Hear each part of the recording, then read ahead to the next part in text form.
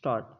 Sir, I should like to thank the honorable members who have participated in this debate, and I would like to begin by saying that I am sorry that I could not be present on Friday when some honorable members spoke, but I have gone through their speeches and I have taken all the points that they have made. Sir, the debate was very constructive and I would like to thank the honorable members for their very valuable suggestions from both sides of the house, and it was clear that their intention was to strengthen the defense of the country and to see that the defense expenditure is put to the best use.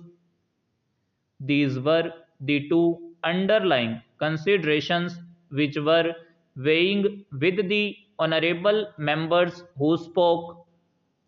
Many honorable members have referred to our brave soldiers and have referred to them in glowing terms. I would like to associate myself with these sentiments, and I would also like to thank all those who were involved in seeing that the Army, the Navy, and the Air Force function effectively, because behind every soldier there are production units, there are scientists, there are administrators, there is the whole army of people supporting the defense forces, and all of them must today be thanked and their role must be acknowledged. I do not want to go into the different areas about which people spoke. Sir, there were some points, some discordant notes. I would call them not one, but there were some. I can only say that if there is some misunderstanding, some misinformation, some misconception, some failure on the part of the government to put across its point, then we would acknowledge, we would accept it, and we would learn from mistakes. And if there is misinformation on the part of the honorable members, we can hope to rectify it.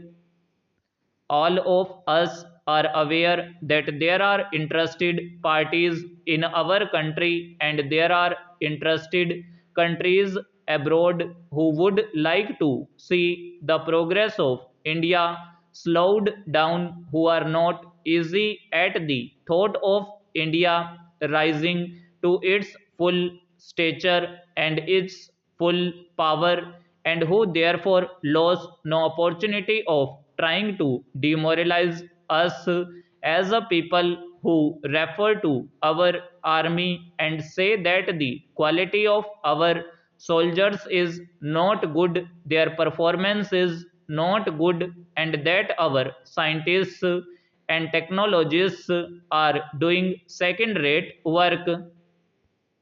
They allege that there is excess defense expenditure which a poor country cannot afford. These are arguments which we have heard for years and years. Now, all of us sitting across that side of the house or this side are equally concerned about it.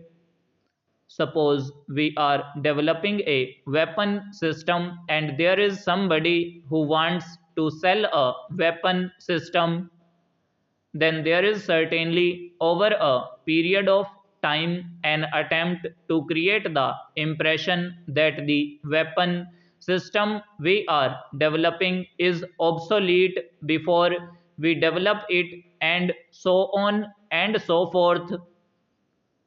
That is the general point that I was making. I think that is a point well taken.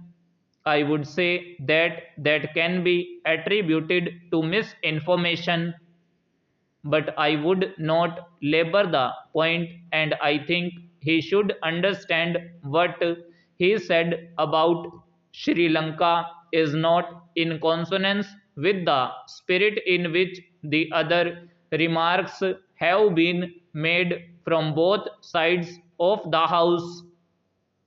The important thing on which all of us are agreed is that India cannot afford to let it go down.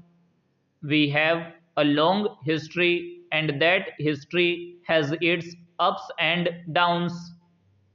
We have known victory and defeat.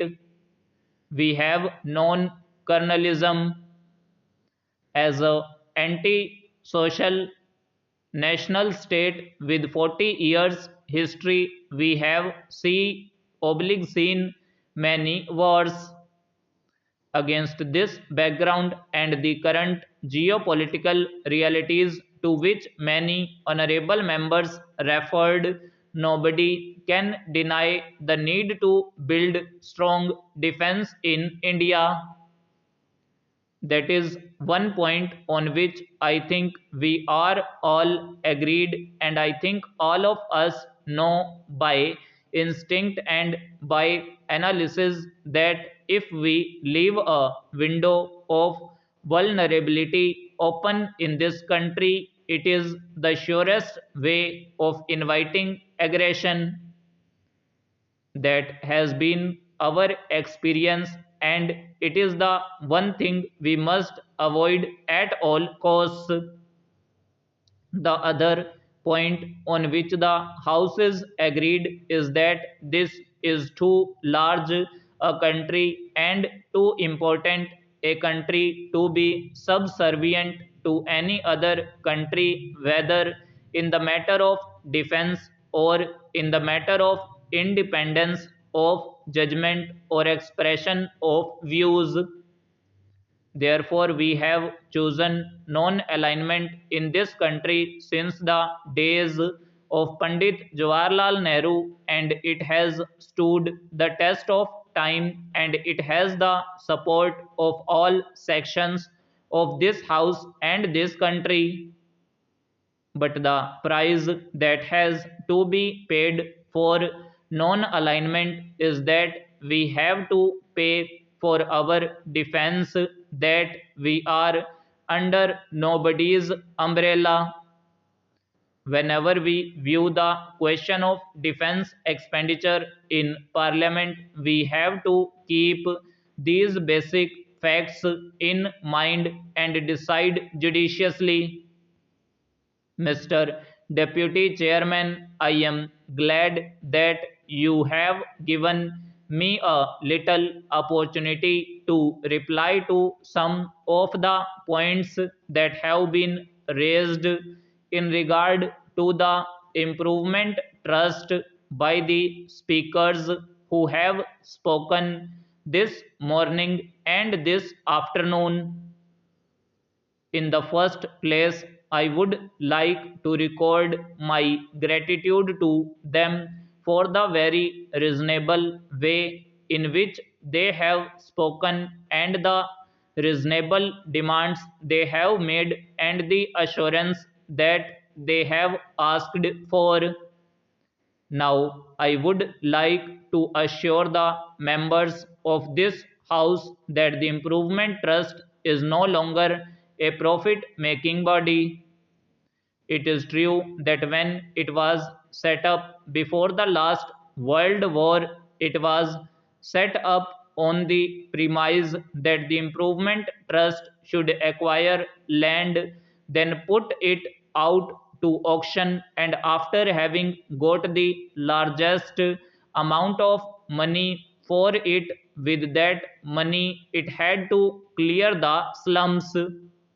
I am absolutely in agreement with the opinion of this House that it was not.